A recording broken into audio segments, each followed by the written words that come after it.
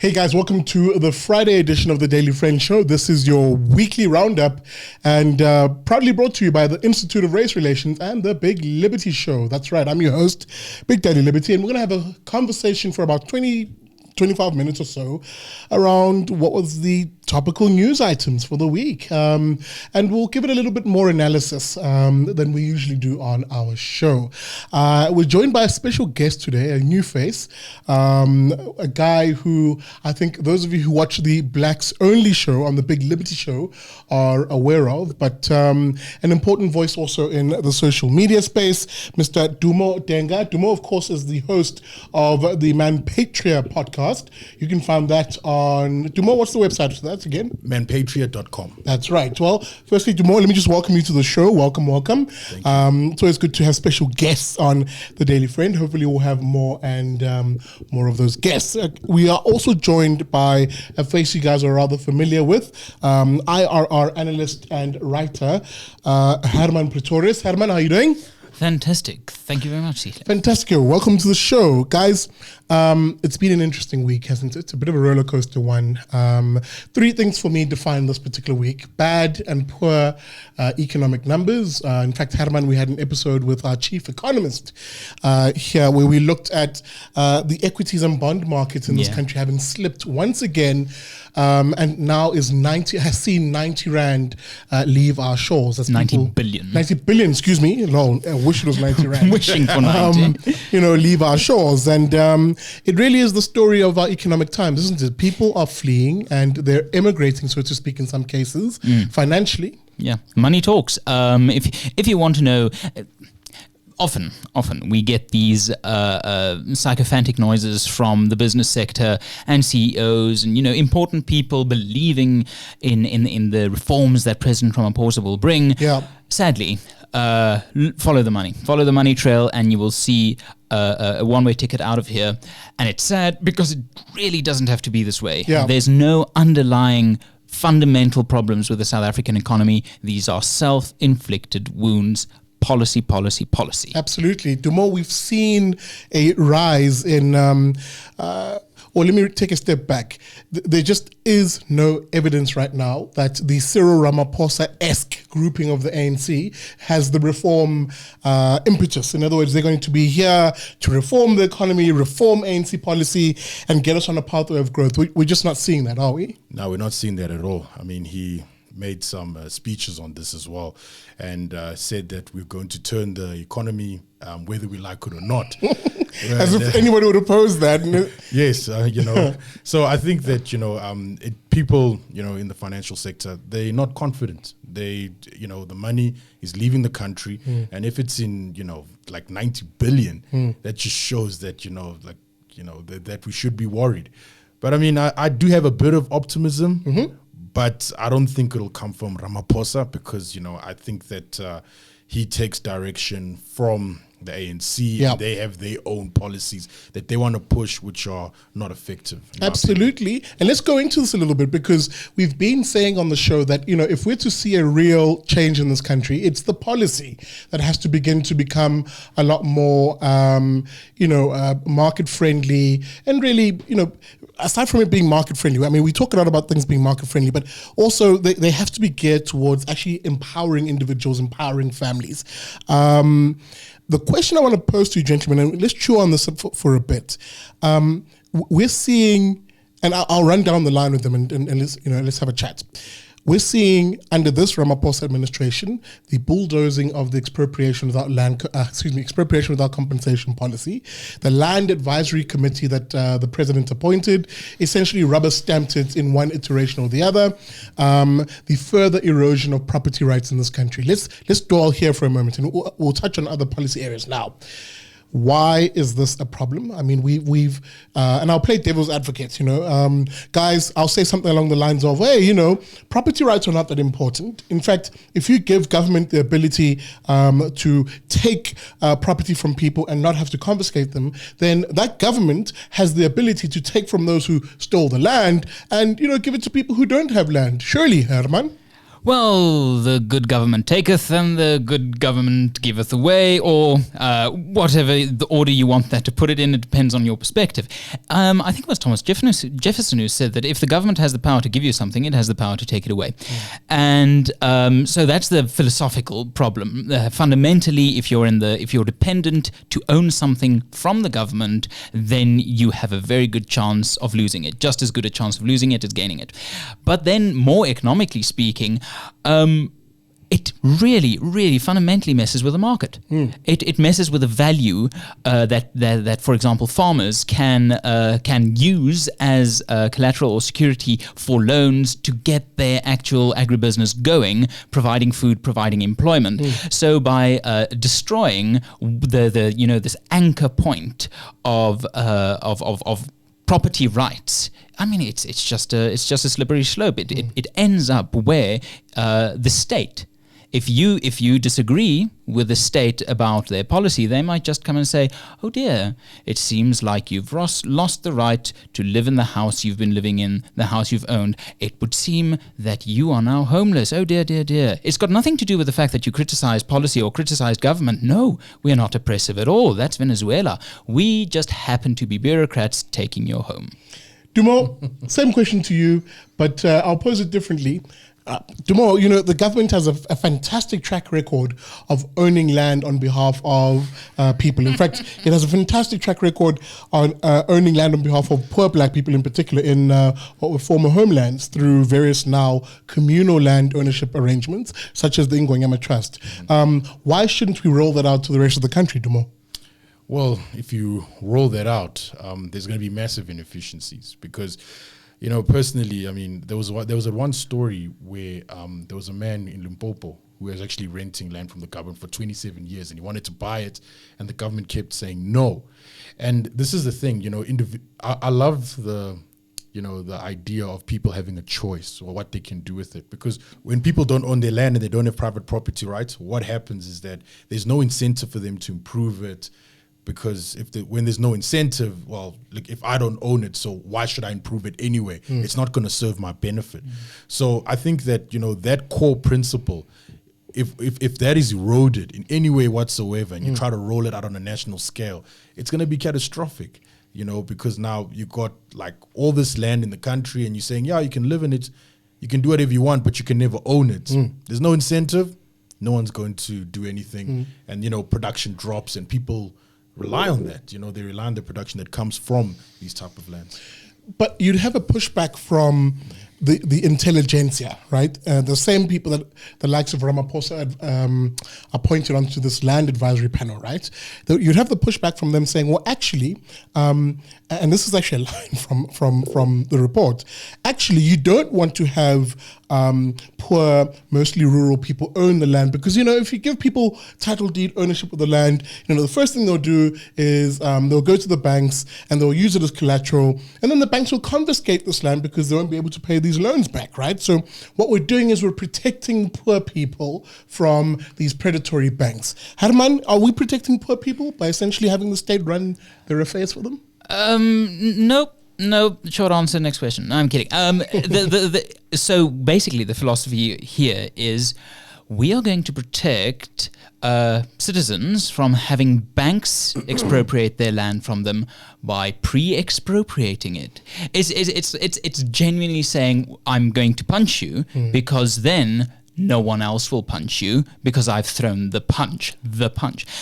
So it's just nonsense. It's absolute nonsense. And it makes a mockery of the average South African's intelligence. Absolutely. South Africans aren't stupid. We're not generally people who just go, oh, wonderful, we've got land.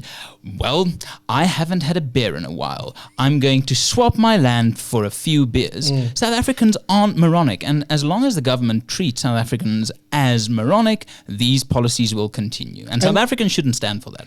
Anybody who's looking to read, remember, all of this news, analysis, and opinion is found on the Daily Friend website. In fact, this topic that we're discussing now, this almost condescending view of the land panel that it had on rural black South Africans, you can find in a piece that was written by our senior policy fellow here at the IRR, John Kane Berman. Look for that piece on the Daily Friend website. Remember, that's www.dailyfriend.co.za. Colleagues and special guest, I'm going to move us to another policy area that's sort of been bugging South Africans, especially this past week, and that's the national health insurance.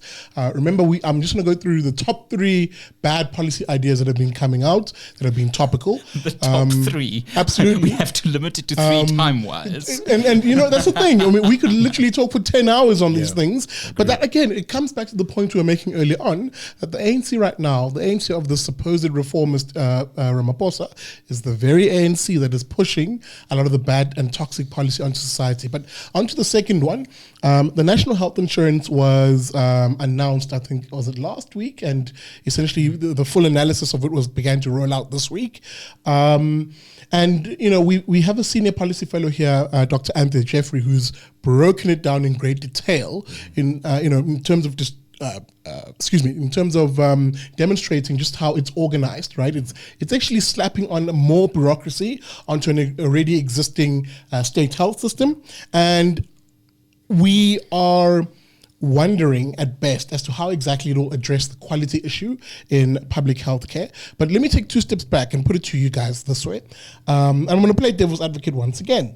Guys, we need the national health insurance. We need a centralized fund, the NHI fund, which is promulgated or proposed under the NHI bill.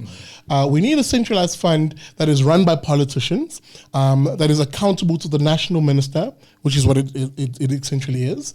And under this fund, government will become the single largest buyer of all medical supplies, equipment, medicines, etc., and government decides where this all goes. And invariably, it's going to go to the poor, right? Surely, Hermann?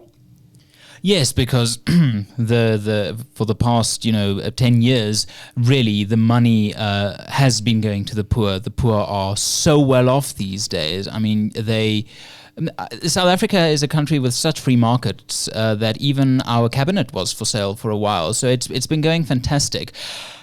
Sihle, not devil's advocate, Sihle, like legitimate Big Daddy Liberty, Sihle. You called this NHI the ESCOM of healthcare. Absolutely. And that is absolutely it. It is a bureaucracy. I mean, if we have a state that can't manage the money to keep the lights on, how will we have a state that can manage the money to keep the heart-lung machines and the ventilators on?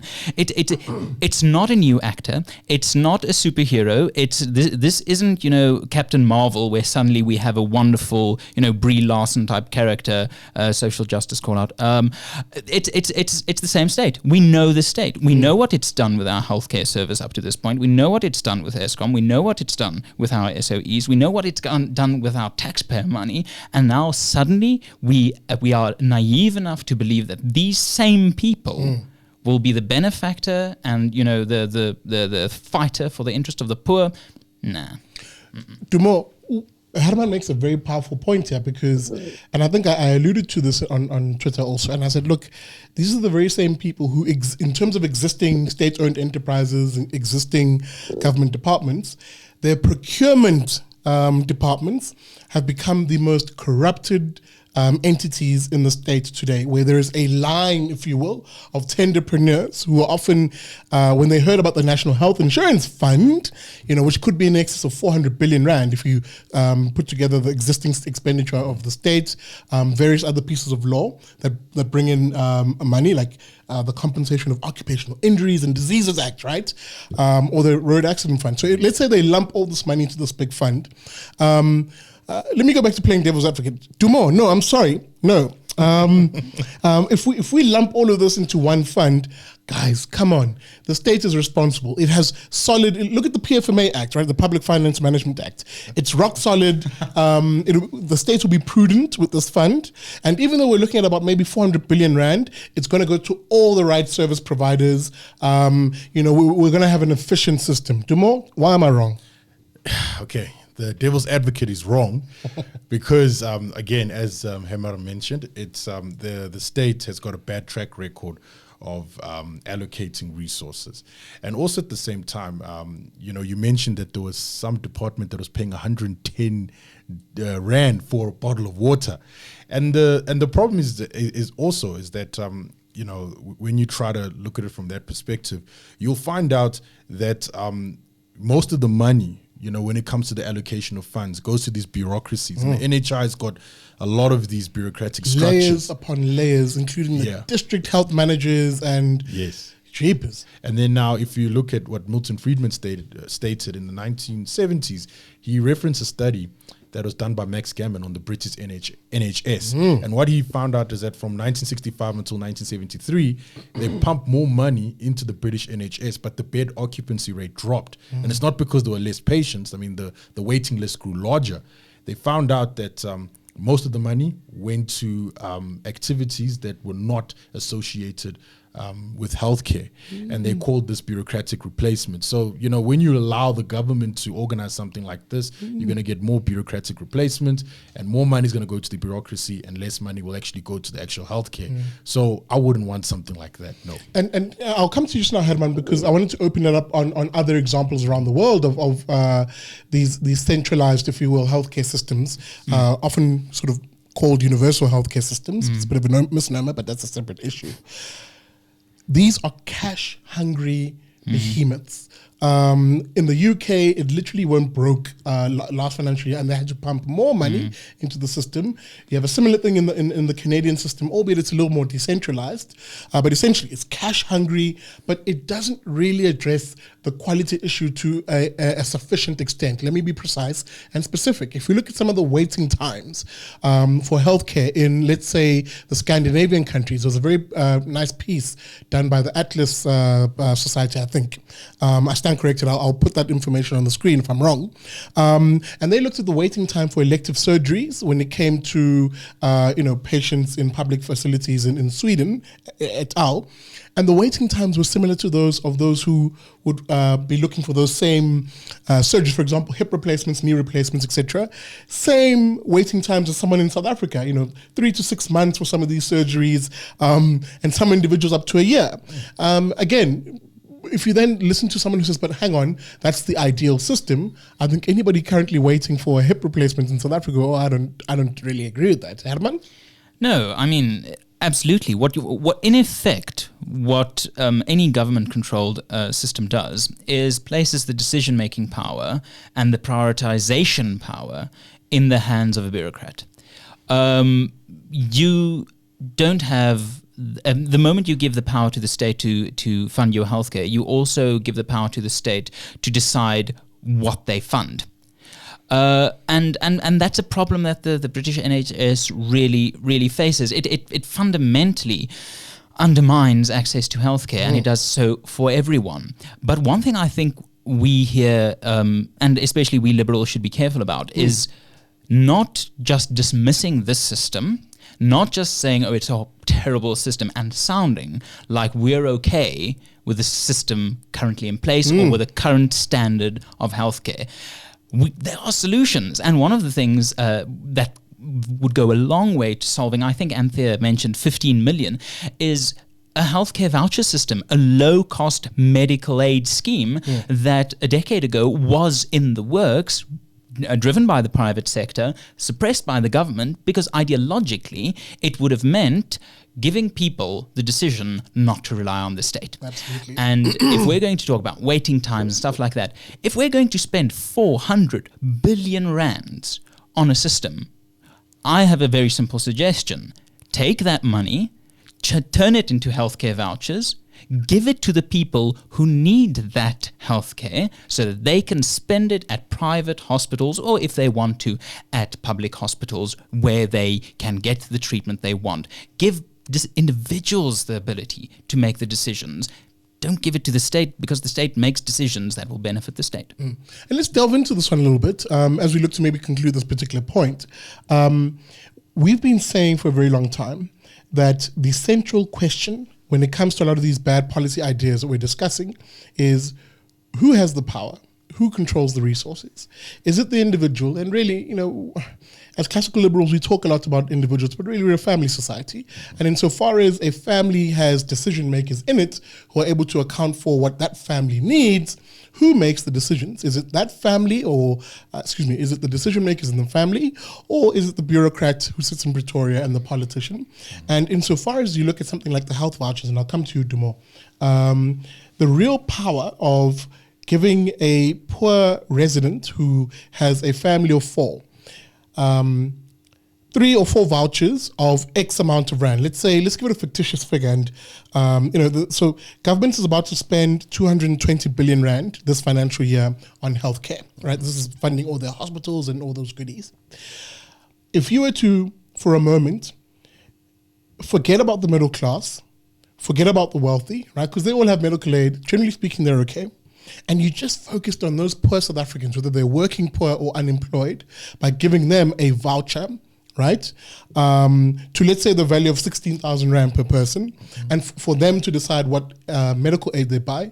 Is that not a better way of organizing and ensuring universal access to healthcare than having the state control it?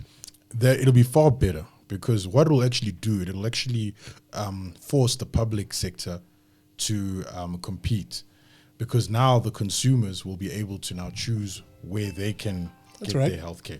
All right, so it's almost similar to the voucher system in education that has been proposed many times. And I'm a big fan of that, because that way, I mean, a poor family who cannot afford can get this voucher. They can choose the best healthcare for their family members and so forth. And once that happens, the hospitals are going to have to up their game and say, okay, guys, look, we need to improve our service because we need to get more people here. And then once that happens, the incentives will change. And once incentives change, we'll get better services. And I mean, I would like it to be in a society where one could actually go to a public hospital and say, hey, we actually got some good service here. And there are countries where the public sector is actually on par with the private sector. So why don't we just do that? I think that'll be a far better solution than the NHI. Absolutely. Yeah. Guys, I'm going to move us to maybe the final. Can I say one sentence? I'm scared that at home there's a few South Africans, middle class South Africans, saying if you're going to give the poor, vouchers, they're going to sell it. They're going to buy battery acid and bread and IOPA and what. I think we should just be very careful. If the state can patronize us into deciding what we own, where we live, who we can marry, as has happened in this country, then we end up with apartheid. It doesn't matter who's in government. We end up with a state-run society. And if we as private middle-class citizens, and I speak from a white background, push or entertain this idea that, the poor can't look after themselves, we are selling short the people of this country who has carried this country through a century of terrible government. Guys, as we look to conclude, the week's news has been rather fun and turbulent, lol. Looking forward, and I'm going to speak to both in terms of my colleague here who writes for the Daily Friend and you, Dumo, in terms of your show, and I'll give you a chance to punt it on just now. What can people look forward to in terms of the writings from you guys or the shows on your behalf? I'm going to begin with you, Herman. What are some of the thought pieces you are thinking of putting together for the Daily Friend? Well, interestingly, I'm busy working on an Afrikaans piece in reaction to an Afrikaans piece that came out a day or 2 or 3 ago, making the case for conservatism over liberalism.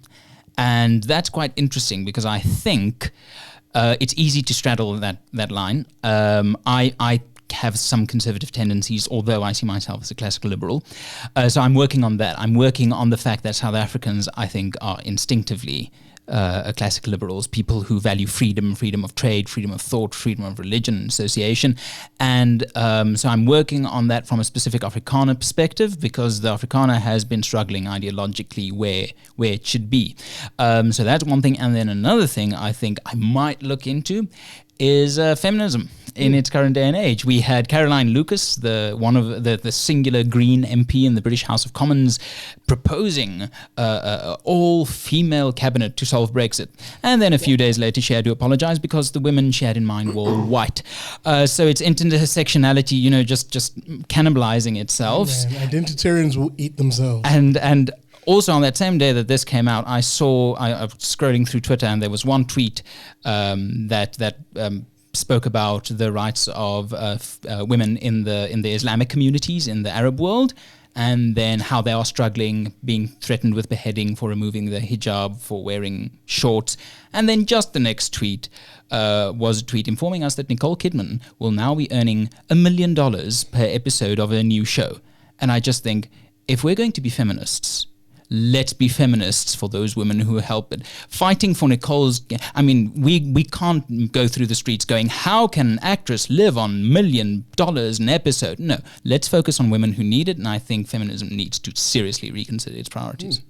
Dumo, ManPatria Podcast. Okay, for me, if you guys have been listening to my podcast lately, I've got a new show called Thoughts of a Man, and these are just shorter podcasts and thoughts on things that happen during the day. I'm going to release another one tomorrow. It is about an NHI interview, so I'm not going to release any more details on that. Okay. And also with regards to the ManPatria Podcast as well, expect to see some guests, some good guests. It's going to be a great experience, and there's going to be people that agree with me, disagree with me, and so forth. It's going to be really awesome. Give us a clue. I want to keep that a secret for now. There you I go. want to keep it a secret for now. But how do people find your podcast and the show? Okay, if you want to find the podcast, you can just go to manpatriot.com/podcast, and you'll find everything there. Awesome.